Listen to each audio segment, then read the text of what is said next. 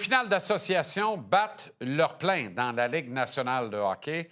Les séries défilent et nous préparent à une grande finale qui risque, comme très souvent d'ailleurs, d'être fertile en émotions et en rebondissements. Le Canadien a fait acte de présence. Ça nous a tous et toutes rendus fringants et fiers, heureux, pimpants, pleins d'espoir. Les Leafs sont trop vite tombés en vacances. Rien de trop surprenant de ce côté. Autrement dit, le petit train du hockey va loin, du moins au cœur de l'amateur moyen. Une question qui refait surface me semble pertinente. Le format des séries éliminatoires, est-ce qu'il est convenable? Sans doute, oui. Est-ce que c'est l'idéal? Assurément pas. Que la Ligue nationale s'en tienne à 16 équipes admises, alors que ce nombre était le même lorsque 21 franchises seulement composaient les cadres de la Ligue, ça a de quoi surprendre.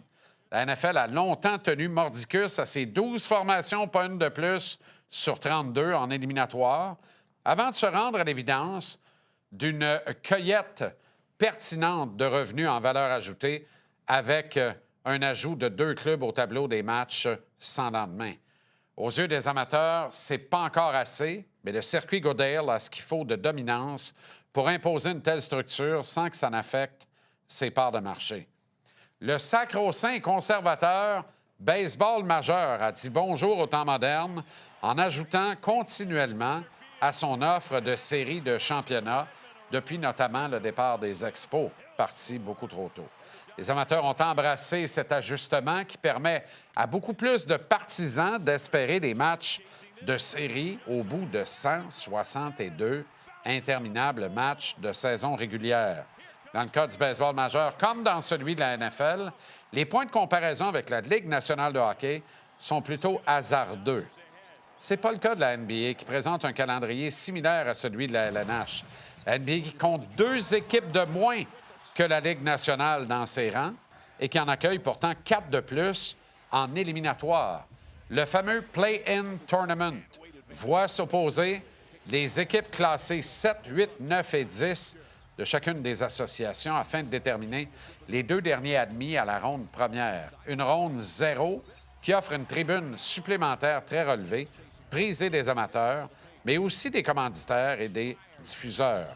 La NBA arrive à ce format en permettant aux 8 premières équipes de chacune des 2 associations d'entrer en série sans égard au classement final des divisions. Ainsi, une équipe faible, mais évoluant dans une division atroce, n'a pas nécessairement de garantie d'admission aux séries de fin d'année. Au mieux, elle va disputer le play-in et devra défendre son droit de passage dans le gros tournoi. Maintenant, pourquoi la Ligue nationale de hockey ne ferait pas la même calvasse d'affaires? Pourquoi Gary Bettman ne ferait pas vœu d'excellence de son ancien employeur? Pour ne pas le glorifier à ses dépens? Y a-tu peur de perdre la face? Si c'est le cas, c'est très petit. J'imagine parfaitement garder les titres de division uniquement dans le but de départager au bris d'égalité les admis des non-admis au bout des 82 matchs de la saison régulière. La Ligue pourrait ainsi passer à 8 divisions de 4 équipes, augmenter le nombre de matchs entre des rivaux naturels. Qui sait qui ne prendrait pas 6 duels par année du Canadien contre les Leafs, puis 6 autres contre les Bruins? Au final, les 6 premiers clubs de chaque association seraient admis en série. Les positions 7 et 10 ainsi que 8 et 9 se disputeraient les 2 autres tickets d'entrée dans le gros tournoi, dans des séries 2 de 3, et lesquelles verraient s'opposer les positions 1 et 8, 2, 7, 3, 6, ainsi que 4 et 5 au départ des tournois éliminatoires, plutôt que les batailles intrinsèques actuelles qui nous dépouillent d'équipes de grande qualité dès le premier tour des séries, pensez notamment à l'Avalanche du Colorado et, dans une certaine mesure, au Lightning de Tampa Bay. Plus je réfléchis à cette option pourtant évidente, plus je me dis que les motifs profonds qui provoquent la retenue de Gary Bettman et de ses penseurs, on les connaîtra vraiment jamais. Il doit y avoir un savant calcul des actuaires au service de la Ligue nationale qui fait frémir ses décideurs.